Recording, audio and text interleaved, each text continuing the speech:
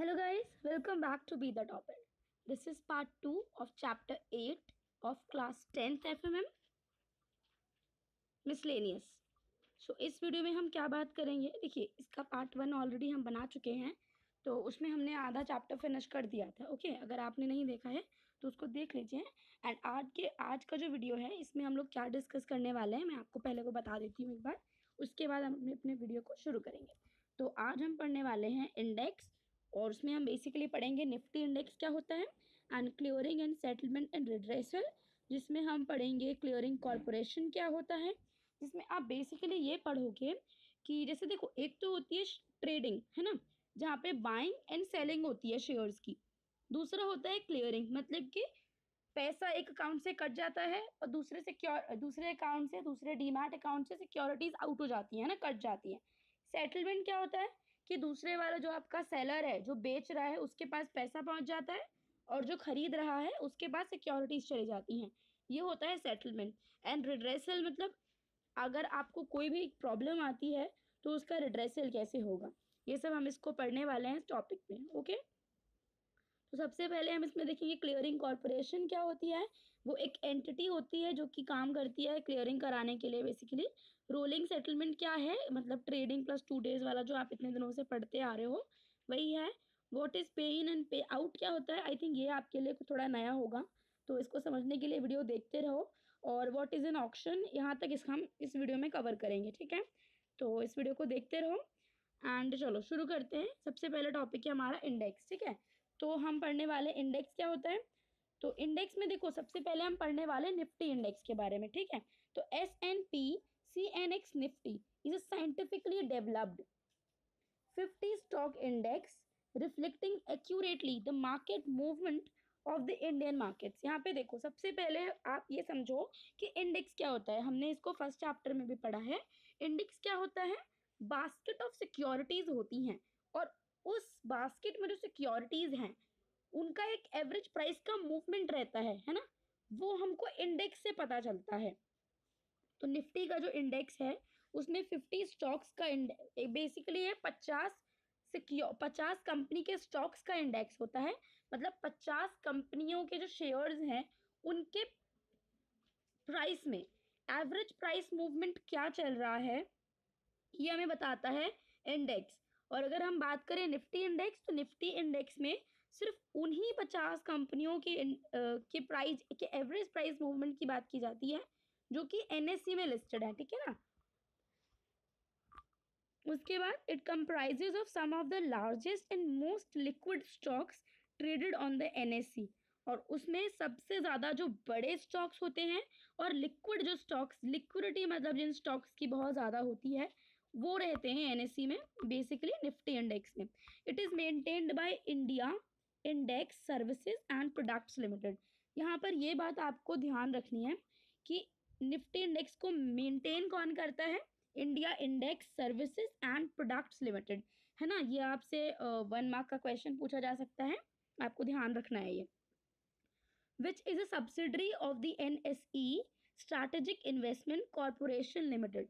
आपको ये भी पता होना चाहिए IISL जो है वो NSE strategic investment corporation limited की एक सब्सिडरी है ना. Nifty is the barometer of the Indian markets, और निफ्टी क्या है, बैरोमीटर है इंडियन मार्केट्स का. अब आ जाते हैं अपने नेक्स्ट टॉपिक पे जो कि है clearing and settlement and redressal. और ये वाला टॉपिक शुरू करने से पहले गाइस मैं आपको बता दूं कि अगर आप मेरे चैनल पे नए हैं तो सबसे पहले तो आप वीडियो को लाइक कर दें, शेयर करें अपने फ्रेंड्स के साथ, और चैनल को सब्सक्राइब भी कर लें फॉर मोर वीडियोस. एंड हम क्वेश्चंस का डिस्कस करेंगे, और क्योंकि हमारा सिलेबस खत्म ही होने वाला है पूरा ऑलमोस्ट. और यहाँ पर मैं आपको बता दूँ गाइस, देखो जैसे आप लोगों के टेस्ट और पेपर वगैरह सब शुरू हो गए हैं, है ना, तो आपको क्वेश्चंस की बहुत ज़रूरत पड़ती है कि कोई मुझे इंपॉर्टेंट क्वेश्चन बता दे, कोई किधर से बता दे. और एफएमएम का क्या है, ज़्यादा कुछ मिल नहीं पाता, तो उसके लिए हमने क्या करा है, आपके लिए क्वेश्चन बैंक बनाए हैं जिसका लिंक मैं आपको वीडियो के आई बटन में दे दूंगी, तो आप वहाँ से जाके इसको चेकआउट कर सकते हैं. एक क्वेश्चन बैंक प्रॉपरली बनाया गया है जिसमें बहुत सारे क्वेश्चन जितने भी पूछे गए हैं एफएमएम में क्लास 10th में, या फिर जो पूछे जा सकते हैं, तो उन सबको हमने पेपर के अकॉर्डिंग, जैसे आपके पेपर में 1 मार्क 2 मार्क्स और 3 मार्क्स 5 मार्क्स ऐसे क्वेश्चन आते हैं, सब सब तरीके के क्वेश्चंस उसमें लिख रखे हैं, तो आप लोग उसको देख सकते हैं वीडियो पे, ठीक है। और आपको कैसे लेना है वो भी आपको वहाँ पता चल जाएगा। अभी हम शुरू करते हैं ये वाला टॉपिक हमारा, clearing and settlement and redressal. तो सबसे पहले हमें पढ़ना है कि क्लियरिंग कॉर्पोरेशन क्या होता है, ठीक है। तो देखो यहाँ पे आओ, अ clearing corporation is a part of an exchange और अ सेपरेट एंटिटी। देखो यहाँ पर क्या है, ये बोल रहा है कि क्लियरिंग कॉर्पोरेशन एक सेपरेट एंटिटी का एक पार्ट होता है, ठीक है। एनएससी की बेसिकली सब्सिडरी होती है ये, ठीक है, जो कि क्या करवाती है, क्लियरिंग कराने में हेल्प करती है। एंड परफॉर्म दीज फंक्शंस, और कौन कौन से फंक्शन रहते हैं उसके, आपसे पूछा जा सकता है कि आप क्लियरिंग कॉर्पोरेशन के फंक्शंस बताओ, है ना। तो यू शुड नो, अब पढ़ो उसको ध्यान से। It clears and settles all transaction. Transaction मतलब बाइंग एंड सेलिंग, कोई बेसिकली ट्रांजैक्शन कहा जाता है। तो जितनी भी बाइंग एंड सेलिंग हो रही है उसको क्लियर और सेटल करने का जो काम होता है वो क्लियरिंग कॉर्पोरेशन का होता है। और वो क्या करती है, कंप्लीट करती है process of receiving end delivering shares और फंड्स, मतलब कि बायर के जो पैसे हैं वो सेलर के पास पहुंच जाएं, और सेलर के पास जो सिक्योरिटीज हैं जो बायर ने खरीदी हैं वो सिक्योरिटीज बायर के पास पहुंच जाएं, ठीक है ना।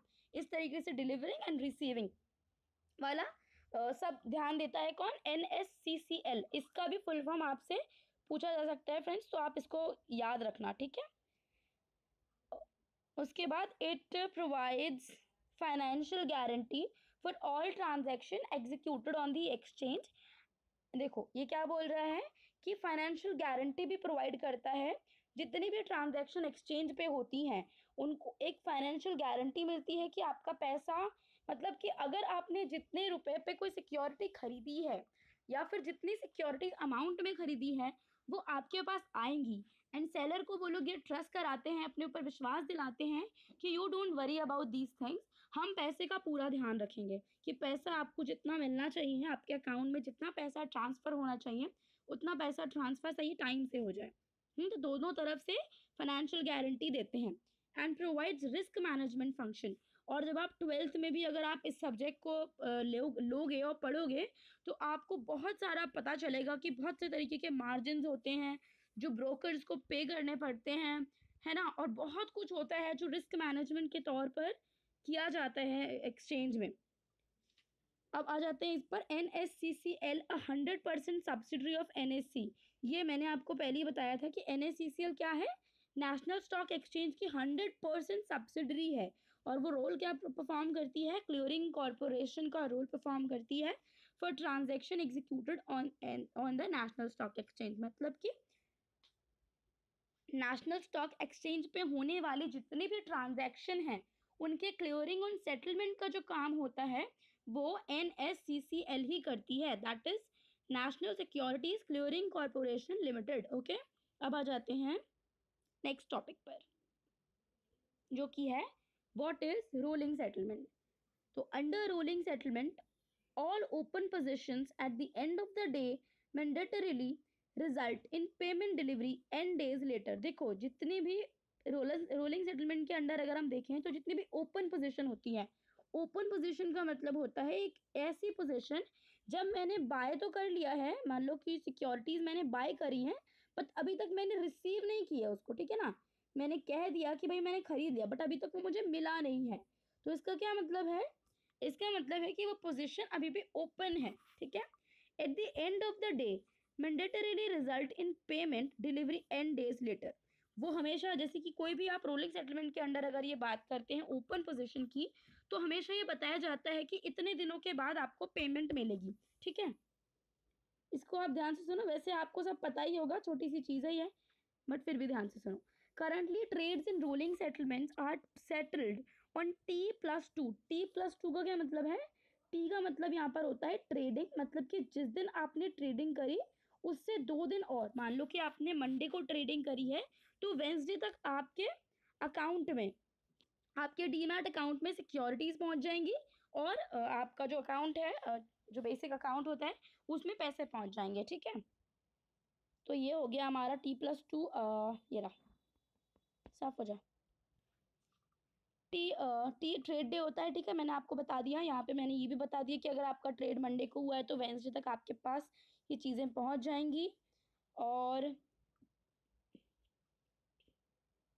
the funds and securities pay in and pay out are carried out on T+2 days. अब ये जो पे इन और ये पे आउट है, इसको आपको नहीं पता होगा तो इसको आप ध्यान से सुनो, आपको बहुत अच्छे से समझ में आ जाएगा पे इन का क्या मतलब होता है और पे आउट का क्या मतलब होता है।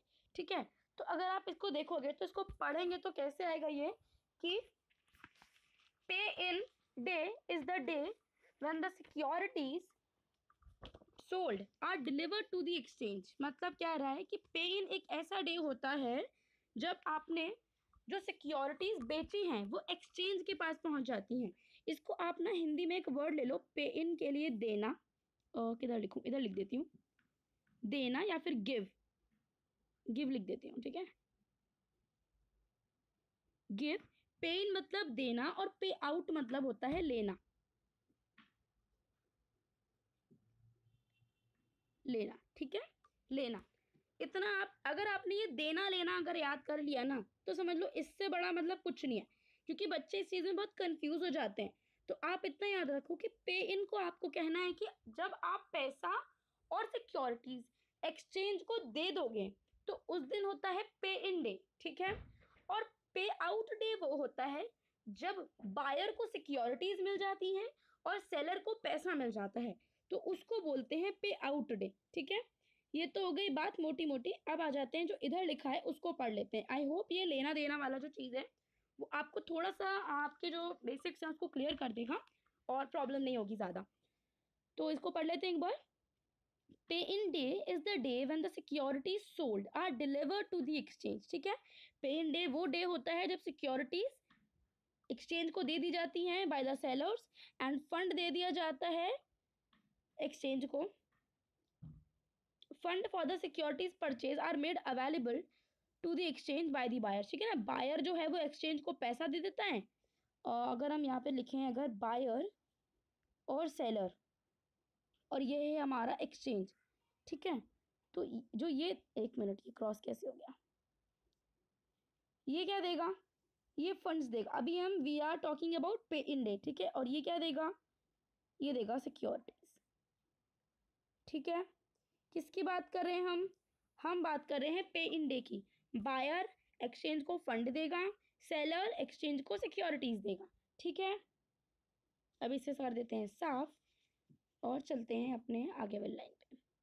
पे out day is the day purchase they is the day the securities purchase are delivered to the buyers. ठीक है, यहाँ पे क्या करता है, अब इधर आ जाता है एक्सचेंज, इधर आ जाता है बायर और इधर आ जाता है सेलर। और एक्सचेंज क्या करता है, पे आउट डे पे बायर को सिक्योरिटीज दे देता है कि भाई देखो आपने मुझे पे इन डे पे पैसा दे दिया था, अब आप सिक्योरिटी ले लो।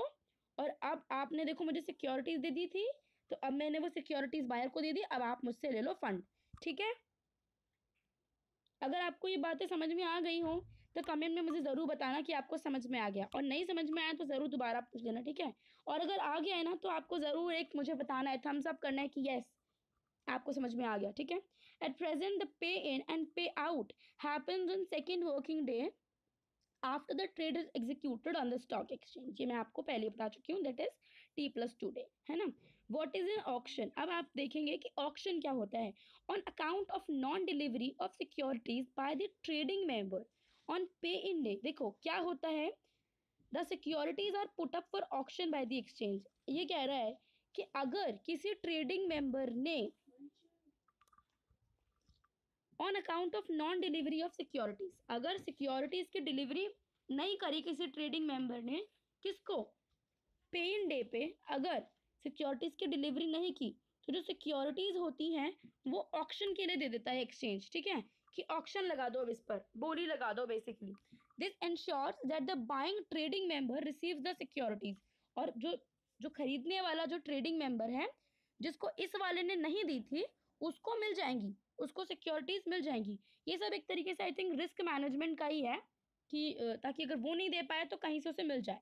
The exchange purchases the requisite quantity in auction market and gives them to the buying trading member। देखो अब मैंने इसको पूरा पढ़ लिया, अब मैं आपको बताती हूँ दोबारा से। देखो मान लो कि एक मैं हूँ, एक रवि है, एक सीमा है, ठीक है। रवि को सीमा को शेयर्स देने थे पे इन डे पे, बट उसने दिए नहीं, ठीक है। तो सीमा को तो चाहिए थे ना, अब रवि ने नहीं दिए तो हम क्या करें? इससे क्या होगा? इससे एक्सचेंज का जो क्या कहते हैं उसको इमेज है वो खराब हो जाएगी, है ना। तो एक्सचेंज क्या करेगा? एक ऑक्शन लगाएगा, एक बोली लगाएगा, मतलब कहेगा और खरीद लेगा कुछ सिक्योरिटीज किसी दूसरे से ऑक्शन मार्केट में जाके, और रवि के बिहाफ पर सीमा को दे देगा, ठीक है। इसको बोलते हैं ऑक्शन। सो आज की वीडियो के लिए जैसे हमने आपको पहले ही बताया था कि यहीं तक हम लोग डिस्कस करेंगे। दूसरी वीडियो में हम डिस्कस करेंगे और इससे ज़्यादा पार्ट 3 में। एंड आई होप आपको वीडियो अच्छा लगा होगा। अगर आपको कुछ भी समझ में नहीं आता है तो कमेंट में ज़रूर पूछ लिया करो, और अगर समझ में आता है तो मुझे बता दिया करो कि कैसा है। और मुझे गाइज ये भी बताओ कि आप लोगों को और क्या देखना है, मतलब कि और आपको क्या ऐसा तरीका है जो आपको एफएमएम पढ़ने में और हेल्प कर सकता है। तो अगर आप मुझे डिसेंट तरीके से बता सकते हैं तो please go ahead. And thank you so much for watching till here. Video को प्लीज़ लाइक करना, शेयर करना एंड चैनल को ज़रूर सब्सक्राइब कर लेना, और क्वेश्चन बैंक को ज़रूर एक बार चेकआउट कर लेना। Thank you, bye bye.